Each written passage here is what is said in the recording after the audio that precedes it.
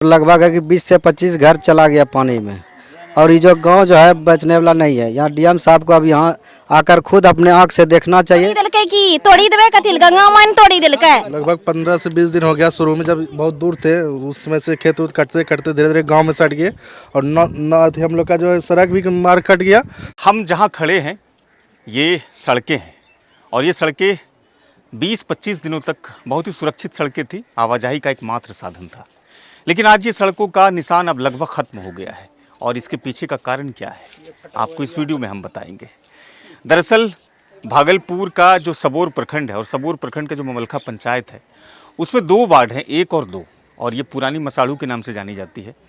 यहाँ पर गंगा कटाव 20 दिन पहले शुरू हुआ और इतना भयानक कटाव हुआ कि लोगों को अपने घरों को खाली करने का भी समय नहीं मिला और तकरीबन 10 घर जो है गंगा के आगोश में समा गया। चूँकि गंगा पूरी तरह से रौद्र रूप धारण किए हुआ है, लिहाजा इनको वक्त ना मिला और ये पूरी की पूरी जो मकान है वो गंगा में समा गई। जो बची हुई सड़कें थी वो भी गंगा में समा गई। अब कनेक्टिविटी का जो जरिया था वो ख़त्म हो गया। बचे हुए जो मकान आपको तस्वीरों में दिखाई दे रहे हैं, ये लोग कहीं ना कहीं हर दिन गंगा के कटाव से डरे हुए हैं, सहमे हुए हैं और हर दिन बहुत नज़दीक से अपनी बर्बादी को देख रहे हैं।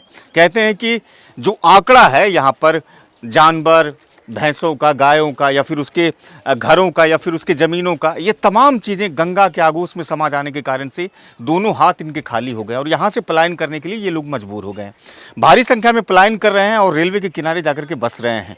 अब इन लोगों के लिए सबसे बड़ी दिक्कत ये हो गई कि इनको खाने के लिए नहीं है, न तो रहने के लिए मकान है। सरकार से और पदाधिकारी से यही गुजारिश करते हैं कि बाढ़ की विभीषिका से जो दर्द हम झेलते हैं, हमको उस तरह की चीज़ों से जो सामना मेरा हो रहा है उसको ख़त्म किया जाए और हमारे लिए मकान दिया जाए, मुझे खाने के लिए अनाज दिया जाए।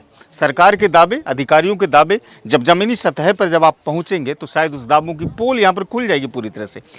इन लोगों के लिए समस्या एक और सबसे ज़बरदस्त ये हुई कि जब ये अपनी मांगों को पूरा करने के लिए सड़कों पर उतरे तो स्थानीय पुलिस जो है वो उन पर मुकदमा दर्ज कर दी कि आपने आपातकालीन सेवा बंद करने की कोशिश की, आपने सरकारी काम में बाधा किया, तमाम तरह की चीज़ों का एक बड़ा एलिगेशंस लगा और लगने के बाद इन लोगों पर मुकदमा कर दिया। स्थानीय मुखिया हैं ममलखा पंचायत के अभिषेक अर्नब जी, उनसे जब मेरी बातचीत हुई तो कहा कि बहुत सारे लोगों पर मुकदमा कर दिया गया। स्थानीय ग्रामीण है, उन्होंने भी कहा कि हम लोग तो पहले से आपदा झेल ही रहे हैं, ऊपर से पुलिस की इस तरह की मार झेलने के बाद तो हम लोगों का मनोबल पूरी तरह से टूट गया है। और सबसे बड़ी बात ये है कि यहाँ के लोग जो स्थानीय जिलाधिकारी हैं डॉक्टर नवल किशोर चौधरी, उन लोगों से बहुत ज़्यादा आशान्वित हैं, पूरी तरह से उम्मीद लगाए हुए। इसलिए इस खबरों पर मैं स्थानीय जिलाधिकारी जो डॉक्टर नवल किशोर चौधरी हैं उससे भी आग्रह और गुजारिश करूंगा कि इनकी समस्याओं को आप तत्परता से देखें और उसके समस्या के निवारण के लिए आप अपना कदम उठाएं।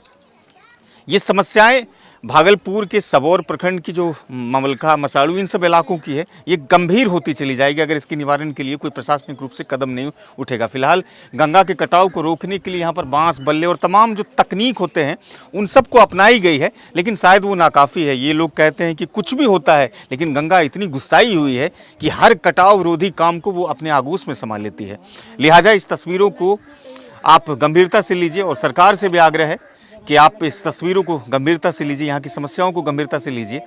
कटाव से संबंधित कार्य हो तेज़ी से, उनके लिए आप विकल्प। दिक्कत यही हुआ था सर कि 15-20 दिन पहले की घटना है।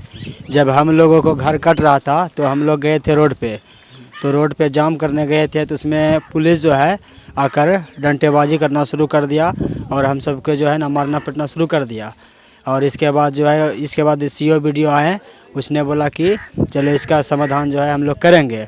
तो जैसे हुआ बोले तो हम लोग जो है रोड खाली कर दिए। इसके बाद 2-3 दिन के बाद हमको पता चला कि पुलिस जो है हम सब पे केस कर दिया। लगभग 15 से 20 दिन हो गया। शुरू में जब बहुत दूर थे उसमें से खेत उत कटते कटते धीरे धीरे गांव में सट गए और हम लोग का जो है सड़क भी मार्ग कट गया, आने जाने सारा मार्ग बंद हो गया। उसके बाद घर भी कट गया। लगभग 20 से 25 घर गंगा नदी में समा गए। सारे लोग बेघर हो गए, खाने पीने में, रहने में सारी समस्या आम लोगों को हो गया है। तो सरकार से हम लोग एप्लीकेशन भी दिए थे डीएम को भी और यहाँ पर, लेकिन अभी तक सुनवाई नहीं हुआ है। लेकिन जल संसाधन विभाग से जिस तरह से काम करवाया जा रहा है उससे हम लोग का गांव नहीं बच सकता। जब तक इस पर ठोस और अच्छे से कार्य नहीं किया जाएगा तब तक ये कटाव नहीं रुक सकता है। तो मुखिया जी, कितना का नुकसान हुआ होगा?